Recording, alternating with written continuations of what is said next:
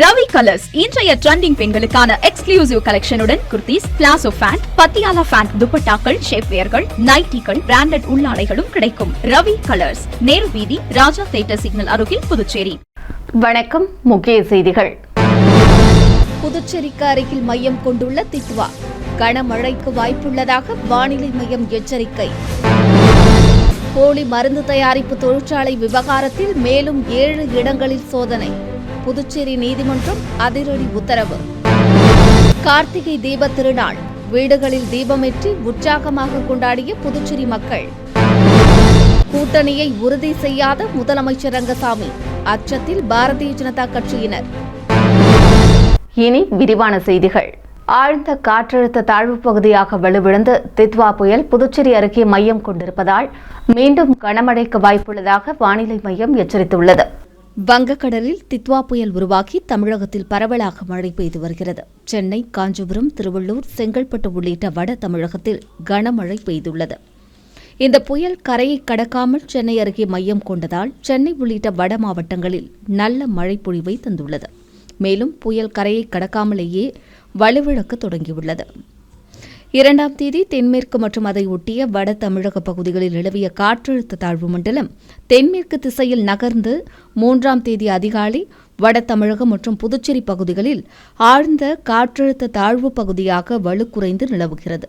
இது தொடர்ந்து தென்மேற்கு திசையில் வட தமிழகம் மற்றும் புதுச்சேரி பகுதிகளின் வழியாக நகர்ந்து அடுத்த 24 மணி நேரத்தில் காற்றழுத்த தாழ்வு பகுதியாக வலு குறையக்கூடும் என சென்னை வானிலை ஆய்வு மைய அதிகாரிகள் தெரிவித்துள்ளனர். இதன் காரணமாக தமிழகத்தில் அநேக இடங்களிலும் புதுச்சேரி மற்றும் காரைக்காலில் இடி மின்னலுடன் லேசான மழை பெய்யக்கூடும் எனவும் தெரிவித்துள்ளனர். இந்நிலையில் புதுச்சேரியில் தித்வா புயலால் கடந்த சில நாட்களாக மழை பெய்து வருகிறது. வானம் மேகமூட்டத்துடன் எப்போது வேண்டுமானாலும் மழை கொட்டலாம் என்ற சூழ்நிலையில் இருந்து வருகிறது. டிசம்பர் 2ஆம் தேதி காலையிலிருந்து லேசான மழை பெய்தது. தித்வா புயல் எச்சரிக்கையால் சனி மற்றும் திங்கட்கிழமைகளில் அரசு பள்ளிகளுக்கு விடுமுறை அறிவிக்கப்பட்டது. டிசம்பர் 2ஆம் தேதி பள்ளிகளுக்கு விடுமுறை அறிவிக்கப்படவில்லை. புதுச்சேரியில் அவ்வப்போது சாரல் மழை பெய்து வந்தது. தொடர்ந்து புதுச்சேரி அருகே குறைந்த காற்றழுத்த தாழ்வு பகுதி மையம் கொண்டுள்ளதாக வானிலை ஆய்வு மையம் தெரிவித்துள்ளது.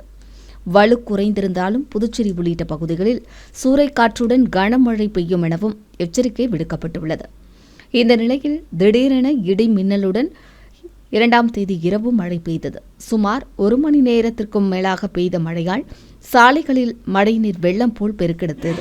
தாழ்வான பகுதிகளில் வெள்ள நீர் தேங்கியது. தொடர்ந்து இரவு முழுவதும் விட்டு விட்டு மழை பெய்தது. 3ஆம் தேதி அதிகாலை முதலே புதுச்சேரியில் மழை நீடிக்கிறது. கனமழை எச்சரிக்கை காரணமாக 3ஆம் தேதி புதன்கிழமை அரசு மற்றும் தனியார் பள்ளிகளுக்கு விடுமுறை அளிக்கப்பட்டுள்ளது.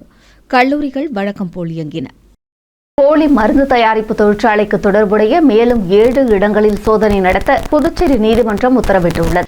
புதுச்சேரியில் கடந்த சில தினங்களுக்கு முன்பு போலி மருந்து விவகாரத்தில் பலர் கைது செய்யப்பட்டு சிறையில் அடைக்கப்பட்டனர். இந்நிலையில் மேலும் புதுச்சேரியில் போலி மருந்து விவகாரத்தில் சிபிசிஐடி காவல்துறையினர் 2 கைது செய்த நிலையில் மேலும் 7 இடங்களில் சோதனை நடத்த சிபிசிஐடி காவல்துறையினர் மாவட்ட முதன்மை குற்றவியல் நீதிமன்றத்தில் மனு தாக்கல் செய்தனர். இந்நிலையில் மனுவினை விசாரித்த நீதிபதி 7 இடங்களில் ஆய்வு நடத்திட சிபிசிஐடி காவல்துறையினருக்கு அனுமதி வழங்கியுள்ளனர். இதையடுத்து போலி மருந்து விவகாரங்களில் புதுச்சேரியில் மேலும் 7 இடங்களில் சிபிசிஐடி காவல்துறையினர் சோதனை நடத்த உள்ளது பலரிடம் கலக்கத்தை ஏற்படுத்தியுள்ளது. மேலும் போலி மருந்து விவகாரத்தில் சிபிசிஐடி காவல்துறையினரின் இந்த நடவடிக்கைக்கு நீதிமன்றம் ஒப்புதல் அளித்துள்ளதும் பொதுமக்களிடையே பெரும் வரவேற்பை பெற்றுள்ளது. மேலும் புதுச்சேரியில் போலி மருந்து தயாரிப்பதை முழுமையாக தடுத்திட வேண்டும் என்றும் சமூக ஆர்வலர்கள் அரசுக்கு கோரிக்கை வைத்துள்ளனர்.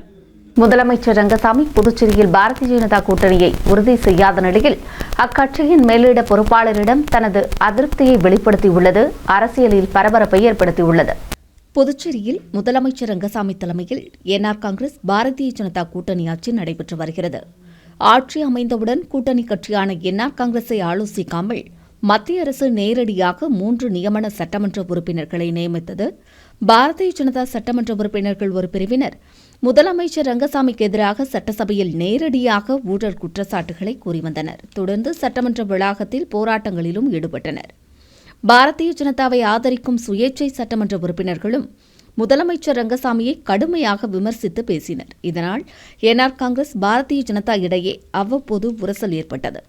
இந்நிலையில் கடந்த பாராளுமன்ற தேர்தல் நெருக்கத்தில் ஆளுநர் கைலாஷ்நாதன் நியமனம் செய்யப்பட்டார். அவர் ஆரம்ப காலத்தில் முதலமைச்சர் ரங்கசாமியுடன் நட்புணர்வோடு இருந்த நிலையில் இலவச அரிசி விநியோகம் செய்ய மத்திய அரசிடம் நேரடியாக அனுமதியும் பெற்றுத்தந்தார். ஆனால் நாட்கள் செல்ல செல்ல ஆளுநருக்கும் முதலமைச்சருக்கும் இடையில் பிளவு ஏற்பட்டது. அரசு விழாக்களில் பங்கேற்ற முதலமைச்சர் ரங்கசாமி தேர்ந்தெடுக்கப்பட்ட அரசுக்கு அதிகாரம் இல்லை என்றும் மக்கள் நலத்திட்டங்களுக்கான கோப்புகளை அதிகாரிகள் சுற்றிவிடுவதாகவும் உடனடியாக அனுமதி கிடைக்கவில்லை என்றும் நேரடியாகவே குற்றம் சாட்டி தனது அதிருப்தியை வெளிப்படுத்தினார். இதனிடையே புதுச்சேரியில் நடைபெறும் சில அரசியல் நிகழ்வுகளுக்கு பாரதிய ஜனதாவின் பின்புலம் உள்ளதோ என்ற சந்தேகம் என்ஆர் காங்கிரசுக்கு ஏற்பட்டது. ஆனாலும் பாரதிய ஜனதா தரப்பில் வரும் சட்டமன்ற தேர்தலிலும் என்ஆர் காங்கிரஸ் பாரதிய ஜனதா கூட்டணி தொடரும் என தொடர்ந்து கூறப்பட்டு வந்தது. இந்நிலையில் பாரதிய ஜனதா மேலிடத்திலிருந்து வரும் தலைவர்களும் மத்திய அமைச்சர்களும் முதலமைச்சர் ரங்கசாமியை சந்தித்து வருகின்றனர். ஆனால் என்ஆர் காங்கிரஸ் தரப்பில் பாரதிய ஜனதாவுடன் கூட்டணியை முதலமைச்சர் ரங்கசாமி உறுதி செய்யாமல் இருந்தார். தேர்தலுக்கு இன்னும் காலம் இருப்பதால் அப்போது முடிவு செய்யப்படும் என்றும் கூறி வந்தார். இதனால் என்ஆர் காங்கிரஸ் பாரதிய ஜனதா கூட்டணியிலிருந்து வெளியேறும் என்ற கருத்து நிலவியது. இதற்கேற்றாற்போல தமிழக வெற்றிக் கழக பொதுச் செயலாளர் புசி ஆனந்த் முதலமைச்சரை அடிக்கடி சந்தித்து வருவதால் தமிழக வெற்றிக் கழகத்துடன் என்ஆர் காங்கிரஸ் கூட்டணி அமைத்து சட்டமன்ற தேர்தலை சந்திக்க இருப்பதாகவும் தகவல்கள் வெளியாகியுள்ளன. இந்த நிலையில் என்ஆர் காங்கிரஸ் கூட்டணியை உறுதி செய்ய பாரதிய ஜனதா மேலிடம் விரும்பியது. இதற்காக புதுச்சேரி மாநில மேலிட பொறுப்பாளர் நிர்மல்குமார் சுரானாவை அனுப்பியது. அவர் கடந்த 3ஆம் தேதி மாநில தலைவர் VP ராமலிங்கத்துடன் முதலமைச்சர் ரங்கசாமியை அவரின் வீட்டில் சந்தித்து பேசினார். அப்போது முதலமைச்சர் ரங்கசாமி பாரதிய ஜனதாவுடனான கூட்டணியை உறுதி செய்யவில்லை. அதோடு பல்வேறு ஆதங்கத்தையும் அக்கட்சியின் மேலிட பொறுப்பாளரிடம் கொட்டி தீர்த்தார். தொடர்ந்து தனது அதிருப்தியையும் வெளிப்படுத்தினார். இதனால் கூட்டணியில் உறுதி செய்ய வந்த பாரதிய ஜனதா மேலிட பொறுப்பாளர் நிர்மல்குமார் சுரானா ஏமாற்றம் அடைந்தார். மேலும் புதுச்சேரியில் பாரதிய ஜனதாவினர் கூட்டணி முறிந்துவிடுமோ என்ற அச்சத்திலும் அக்கட்சியினர் உள்ளது அரசியல் வட்டாரத்தில் பரபரப்பை ஏற்படுத்தியுள்ளது. கார்த்திகை தீப திருநாளையொட்டி புதுச்சேரி மக்கள் தங்கள் வீடுகளில் அகல் விளக்குகள் ஏற்றி வழிபாடு செய்தனர். ஒவ்வொரு ஆண்டும் கார்த்திகை தீப திருநாள் பக்தி, ஒளி, நம்பிக்கை நிறைந்த நாளாக மக்களால் சிறப்பாக கொண்டாடப்பட்டு வருகிறது. சிவபெருமானின் அருளை வேண்டி வீடுகளிலும் கோவில்களிலும் அன்றைய தினம் ஆயிரக்கணக்கான அகல் விளக்குகளை ஏற்றி பொதுமக்கள் வழிபாடு செய்வர். இருளை நீக்கும் அறிவொளியின் அடையாளமாகவும் இந்நாள் பார்க்கப்படுகிறது. கார்த்திகை தீப திருநாளையொட்டி காலை முதலே முருகன் மற்றும் சிவன் கோவில்களில் சிறப்பு பூஜைகள் நடைபெற்று திரளான பக்தர்கள் சுவாமி தரிசனம் செய்தனர். மாலை நேரத்தில் கோவிலின் உள் மற்றும் வெளிப்புற சுவர்கள் முழுவதும் தீபங்கள் ஏற்றப்பட்டன. தொடர்ந்து பொதுமக்கள் தங்கள் வீடுகளின் வாசல்கள், தாழ்வாரங்களில் அகல் விளக்குகளை ஏற்றி வழிபட்டனர். கார்த்திகை தீபம் என்பது வழிபாடு மட்டுமின்றி மனம், வீடு, வாழ்க்கை என அனைத்திலும் ஒளி பரவும் நம்பிக்கை நாளாகவும் கருதப்படுகிறது. இந்நிலையில் புதுச்சேரியில் கார்த்திகை தீப திருநாளையொட்டி பொதுமக்கள் தங்கள் வீடுகளில் தீபங்களை ஏற்றி வழிபாடு செய்தனர். வில்லியனூரில் தொடர் மழை காரணமாக வீடை இழந்த விதவை பெண்ணுக்கு நிவாரணம் வழங்க நடவடிக்கை எடுக்க வேண்டும் என்று அதிகாரிகளுக்கு அத்தொகுதியின் சட்டமன்ற உறுப்பினர் சிவா உத்தரவிட்டார். தித்வா புயலால் புதுச்சேரியில் தொடர்ந்து விட்டு மழை பெய்து வருகிறது. மழை காரணமாக வில்லியனூர் மேற்கு வீதியில் வசிக்கும் தனலட்சுமி என்பவரின் கூரை வீட்டின் சுவர் இடிந்து விழுந்தது. இதில் வீட்டில் தனியாக இருந்த தனலட்சுமிக்கு எந்த பாதிப்பும் ஏற்படவில்லை. ஆனாலும் வீடு இடிந்து முற்றிலும் சேதமடைந்துள்ளது. இதுகுறித்து தகவல் அறிந்த தொகுதியின் சட்டமன்ற உறுப்பினரும் சட்டமன்ற எதிர்க்கட்சித் தலைவருமான சிவா பாதிக்கப்பட்ட வீட்டிற்கு நேரில் சென்று ஆய்வு செய்தார். தொடர்ந்து கணவரை இழந்த விதவை பென்ஷன் வாங்கும் தனலட்சுமியை சந்தித்து ஆறுதல் கூறினார். பாதிக்கப்பட்ட விதவை பெண்ணிற்கு அரசு நிவாரணமும் வீடு கட்ட உதவி செய்யுமாறு அதிகாரிகளுக்கு உத்தரவிட்டார். ஆய்வின் போது கிராம நிர்வாக அதிகாரி வீரபாபு மற்றும் அக்கட்சியின் தொகுதிச் செயலாளர் மணிகண்டன் ஆகியோர் உடனிருந்தனர். நிலுவை ஊதியத்தை வழங்க வலியுறுத்தி 100 நாள் வேலை திட்ட பணியாளர்கள் முன்னாள் அமைச்சர் கமலக்கண்ணன் தலைமையில் காரைக்கால் வட்டார வளர்ச்சி அலுவலகத்தை முற்றுகையிட்டு போராட்டத்தில் ஈடுபட்டதால் பரபரப்பு ஏற்பட்டது. புதுச்சேரி மாநிலத்தில் மத்திய அரசின் மகாத்மா காந்தி 100 நாள் வேலைவாய்ப்பு திட்டத்தின் கீழ் சுமார் 75,000 பயனாளிகள் பயன்பெறுகின்றனர். இதில் காரைக்காலில் மட்டும் 14,000 பேர் பயன்பெறுகின்றனர். இந்த நிலையில் கடந்த 3 மாத காலமாக ஊதியம் வழங்கப்படாமல் காலம் தாழ்த்தி வருவதாக 100 நாள் வேலை செய்த பயனாளிகளுடன் காங்கிரஸ் கட்சியினர் காரைக்கால் வட்டார வளர்ச்சி அலுவலகத்தில் அதிகாரியை சந்தித்து பேச்சுவார்த்தை நடத்தினர். பேச்சுவார்த்தையில் முடிவு எட்டப்படாத நிலையில் அலுவலகத்தை முற்றுகையிட்டு மறியல் போராட்டத்தில் ஈடுபட்டனர். முற்றுகை போராட்டத்தில் முன்னாள் அமைச்சர் கமலக்கண்ணன், மாவட்ட தலைவர் சந்திரமோகன், மாவட்ட மகிழா காங்கிரஸ் தலைவி நிர்மலா, மாவட்ட இளைஞர் காங்கிரஸ் தலைவர் ரஞ்சித் உள்ளிட்ட ஏராளமான காங்கிரஸ் கட்சியினர் கலந்து கொண்டு கண்டன முழக்கங்களை எழுப்பியதால் பரபரப்பு ஏற்பட்டது. போராட்டத்தின் போது காவல்துறை பேச்சுவார்த்தை நடத்தியும் முடிவு எட்டப்படாத நிலையில் திடீரென சாலையில் அமர்ந்து சாலை மறியல் போராட்டத்திலும் ஈடுபட்டனர். சாலை மறியல் போராட்டத்தால் வேளாங்கண்ணி சென்னை நெடுஞ்சாலையில் சுமார் 1 மணி நேரத்திற்கும் மேலாக போக்குவரத்து பாதிக்கப்பட்டது. அப்போது போராட்டக்காரர்களுக்கும் காவல்துறையினருக்கும் இடையே கடும் வாக்குவாதம் நிலவியது. இந்நிலையில் வட்டார வளர்ச்சித்துறை அதிகாரி பேச்சுவார்த்தையை அடுத்து போராட்டம் கைவிடப்பட்டது.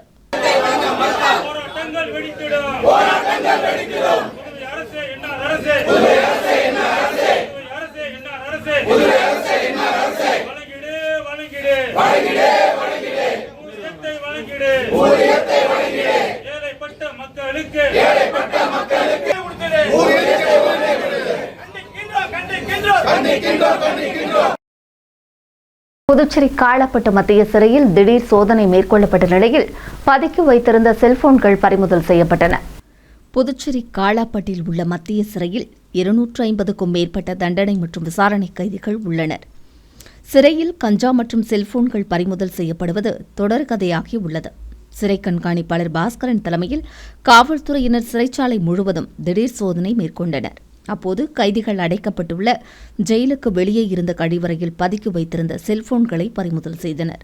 விசாரணையில் செல்போன்களை பதுக்கி வைத்து பயன்படுத்தியது அடிதடி, கொலை, கொள்ளை உட்பட பல்வேறு குற்ற வழக்குகளில் தொடர்புடைய குற்றவாளிகளான லக்ஷ்மணன், விநாயகமூர்த்தி, கேசவன், ரங்கராஜன் என தெரியவந்தது. அவர்கள் 4 பேர் மீதும் சிறை கண்காணிப்பாளர் பாஸ்கரன் காலாப்பட்டு காவல் நிலையத்தில் புகார் தெரிவித்தார். காவல்துறையினர் வழக்கு பதிவு செய்து இதுகுறித்து தொடர்ந்து விசாரணை நடத்தி வருகின்றனர். சட்டசபையில் அறிவித்தபடி ஆஷா பணியாளர்களுக்கு சம்பள உயர்வு வழங்க வலியுறுத்தி அண்ணா திராவிட முன்னேற்றக் கழக மாநில செயலாளர் அன்பழகன் முதலமைச்சர் ரங்கசாமியை நேரில் சந்தித்து மனு அளித்தார். புதுச்சேரி மாநில அண்ணா திராவிட முன்னேற்றக் கழக செயலாளர் அன்பழகன் முதலமைச்சர் ரங்கசாமியை நேரில் சந்தித்து மனு அளித்தார். அம்மனுவில் புதுச்சேரி மாநிலத்தில் 10 ஆண்டுகளுக்கும் மேலாக சுமார் 250க்கும் மேற்பட்ட ஆஷா பணியாளர்கள் குறைந்த ஊதியத்தில் பணி செய்து வருவதாக தெரிவித்துள்ளார். கொரோனா காலத்தில் தங்கள் உயிரையும் பொருட்படுத்தாமல் பாதிக்கப்பட்டவர்களுக்கு சிகிச்சை அளிக்க துணை நின்றனர் என்றும் கூறியுள்ளார். இவர்களின் குடும்ப சூழ்நிலையை கருத்தில் கொண்டு 18,000 ரூபாய் சம்பளம் வழங்கப்படும் என 6 மாதங்களுக்கு முன்பு சட்டசபையில் அறிவிக்கப்பட்டதாகவும் உயர்த்தி அறிவித்த சம்பளத்தை அதிகாரிகள் இதுவரை வழங்கவில்லை என்றும் புகார் தெரிவித்துள்ளார். ஆஷா பணியாளர்களுக்கு உயர்த்தப்பட்ட சம்பளத்தை உடனடியாக வழங்க வேண்டுமென்றும் இதை வழங்க தடையாக உள்ள அதிகாரிகள் மீது உரிய நடவடிக்கை எடுக்க வேண்டுமென்றும் வலியுறுத்தியுள்ளார். 344 அங்கன்வாடி பணியாளர்கள், 274 உதவி பணியாளர்கள் என 618 பணியிடங்கள் நிரப்ப அறிவிப்பு வெளியிடப்பட்டுள்ளதாக குறிப்பிட்ட அன்பழகன், விண்ணப்பிக்கும் போது சான்றிதழ்களை சமர்ப்பிக்க வேண்டும் என அறிவுறுத்தப்பட்டுள்ளதாக தெரிவித்துள்ளார். ஆனால் குடியுரிமை, சாதி சான்றிதழ்கள் வழங்காமல் தேர்வான பிறகு சான்றிதழ் பெறும்படி வருவாய்த்துறை அதிகாரிகள் அலைக்கழிப்பதாகவும் இந்த விஷயத்தில் கவனம் செலுத்தி முதலமைச்சர் அரசு துறை அதிகாரிகளுக்கு சரியான உத்தரவை பிறப்பிக்க வேண்டும் என்றும் மனுவில் குறிப்பிட்டுள்ளார். புதுச்சேரியில் போலி மருந்து தொழிற்சாலை முறைகேடு குறித்து சிபிஐ விசாரணைக்கு உத்தரவிட வேண்டும் என சட்டமன்ற உறுப்பினரும் நமது மக்கள் கழக தலைவருமான நேரு வலியுறுத்தியுள்ளார். புதுச்சேரி உருளையன்பேட்டை தொகுதி சட்டமன்ற உறுப்பினரும் நமது மக்கள் கழக தலைவருமான நேரு முதலமைச்சர் மற்றும் ஆளுநருக்கு புகார் மனு அனுப்பியுள்ளார். அம்மனுவில் புதுச்சேரியில் மருத்துவத்துறை ஊழல், போலி மருந்து தயாரிப்பு நிறுவன முறைகேடுகளால் அசாதாரணமான சூழ்நிலை நிலவி வருவதாகவும் இதில் 1000 கோடிக்கு மேல் ஊழல் நடைபெற்றுள்ளதாக தெரிவித்துள்ளார்.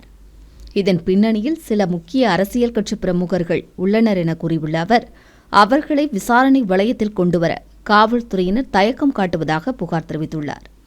இதனால் முறைகேடுகளுக்கு உறுதுணையாக இருந்த உண்மை குற்றவாளிகள் தப்பிக்கும் சூழ்நிலை உருவாக்கியுள்ளதாகவும் அவர் தொடர் குற்றச்சாட்டுகளை மனுவில் தெரிவித்துள்ளார். கடந்த கால ஆட்சியாளர்களும் தற்போது ஆளும் ஆட்சியாளர்களும் முறைகேடுகளில் ஈடுபட்டுள்ளது வெட்ட வெளிச்சமாக்கியுள்ளது என குறிப்பிட்டுள்ள அவர், இதன் பின்னணியில் உள்ள அரசியல்வாதிகளை வெளி உலகத்திற்கு கொண்டுவர வேண்டும் என்று வலியுறுத்தியுள்ளார். எனவே இந்த முறைகேடுகளை பற்றி விசாரிக்க புதுச்சேரி அரசு சிபிஐ விசாரணைக்கு பரிந்துரைக்க வேண்டும் என்று கேட்டுக் கொண்டுள்ள நேரு, இல்லையெனில் அரசை கண்டித்து தொடர் போராட்டம் நடத்துவது உட்பட வழக்குகளை சிபிஐ விசாரிக்க வலியுறுத்தி நீதிமன்றத்திற்கு செல்ல உள்ளதாகவும் குறிப்பிட்டுள்ளார். புதுச்சேரியில் தமிழக வெற்றிக்கழக தலைவர் விஜயின் ரோட் ஷோவிற்கு மறுக்கப்பட்டதற்கான காரணங்கள் குறித்த பரபரப்பு தகவல்கள் வெளியாகியுள்ளன. கரூர் துயரச் சம்பவத்தை தொடர்ந்து தமிழகத்தில் ரோட் ஷோ நடத்த அனுமதி வழங்கப்படவில்லை. மேலும் ரோட் ஷோவிற்கு விதிமுறைகள் வழங்குவது தொடர்பான வழக்கு சென்னை உயர்நீதிமன்றத்தில் நிலுவையில் உள்ளது. புதுச்சேரி மாநிலம் சென்னை உயர்நீதிமன்றத்திற்கு உட்பட்டு செயல்படுகிறது. இதனால் உயர்நீதிமன்ற உத்தரவுகள் அனைத்தும் புதுச்சேரி மாநிலத்திற்கு பொருந்தும். இதனால் புதுச்சேரி காவல்துறை ரோட் ஷோவிற்கு அனுமதி வழங்காமல் இழுத்தடித்து வந்தது. ஆனால் தமிழக வெற்றிக்கழக பொதுச் செயலாளர் புசி ஆனந்த் முதலமைச்சர் ரங்கசாமியிடம் ரோட் ஷோ நடத்த அனுமதி பெற பல முயற்சிகளை மேற்கொண்டார். இதற்காக பலமுறை தொடர்ந்து முதலமைச்சர் ரங்கசாமியை சந்தித்து பேசினார். இருப்பினும் புதுச்சேரி காவல்துறை நேரடியாக மறுப்பு தெரிவிக்காமல் இருந்தது. இந்த நிலையில் முதலமைச்சர் ரங்கசாமி தலைமையில் சட்டசபை வளாகத்தில் ரோட் ஷோ தொடர்பான ஆலோசனைக் கூட்டம் நடைபெற்றது. இதில் சட்டமன்ற உறுப்பினர்கள், அமைச்சர்கள், காவல்துறை உயர் அதிகாரிகள், தமிழக வெற்றிக்கழக பொதுச் செயலாளர்கள் உள்ளிட்டோர் பங்கேற்றனர். கூட்டத்தில் காவல்துறை சார்பில் விஜய் புதுச்சேரியில் ரோட் ஷோ நடத்த பல்வேறு காரணங்களை விளக்கி திட்டவட்டமாக மறுப்பு தெரிவிக்கப்பட்டது. அதே நேரத்தில் நிபந்தனைகளுடன் பொதுக்கூட்டம் நடத்த அனுமதி வழங்குவதாகவும் தெரிவிக்கப்பட்டது. இதுகுறித்து கட்சித் தலைவர் விஜயிடம் பேசி தகவல் தெரிவிப்பதாக தமிழக வெற்றிக்கழகத்தினர் கூறி சென்றனர். இதனிடையே தித்வா புயல் காரணமாக புதுச்சேரியில் கடந்த சில நாட்களாக தொடர் மழை பெய்து வருகிறது. இன்னும் சில நாட்கள் தொடர் மழை பெய்யும் என வானிலை ஆய்வு மையம் எச்சரித்துள்ளதால் புதுச்சேரிக்கு 5ஆம் தேதி விஜய் வருகை ஒத்திவைக்கப்பட்டுள்ளது. இதனால் விஜய் வருகையை எதிர்பார்த்திருந்த புதுச்சேரி தமிழக வெற்றிக்கழக தொண்டர்கள் பெருத்த ஏமாற்றமடைந்துள்ளனர். இணையவழி மூலம் 5 நபர்களிடம் 50,000 ரூபாய் மோசடி செய்யப்பட்டது குறித்து புதுச்சேரி சைபர் கிரைம் காவல்துறை விசாரணை நடத்தி வருகிறது.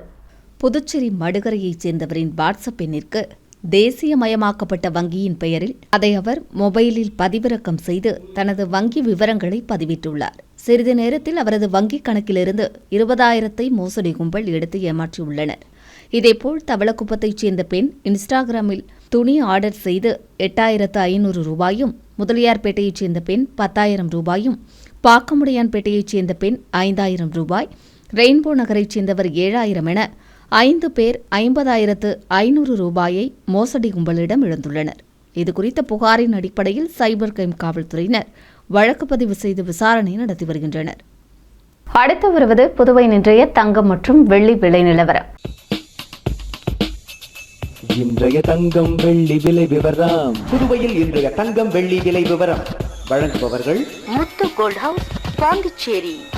தங்கம் 1 கிராம் 11,970 ரூபாய். இன்றைய தங்கம் வெள்ளி விலை விவரம். வெள்ளி 10 கிராம் 1,980 ரூபாய். இத்துடன் ஏஎம்என் செய்திகள் நிறைவடைந்தன. வணக்கம். புதுச்சேரி உங்கள் ஏஎம்என் டிவி செய்திகளை யூடியூபில் உடனுக்குடன் காண ஏஎம்என் டிவி பாண்டிச்சேரி சேனலை சப்ஸ்கிரைப் செய்யுங்கள். பெல் பட்டனை மறக்காமல் கிளிக் செய்யுங்கள்.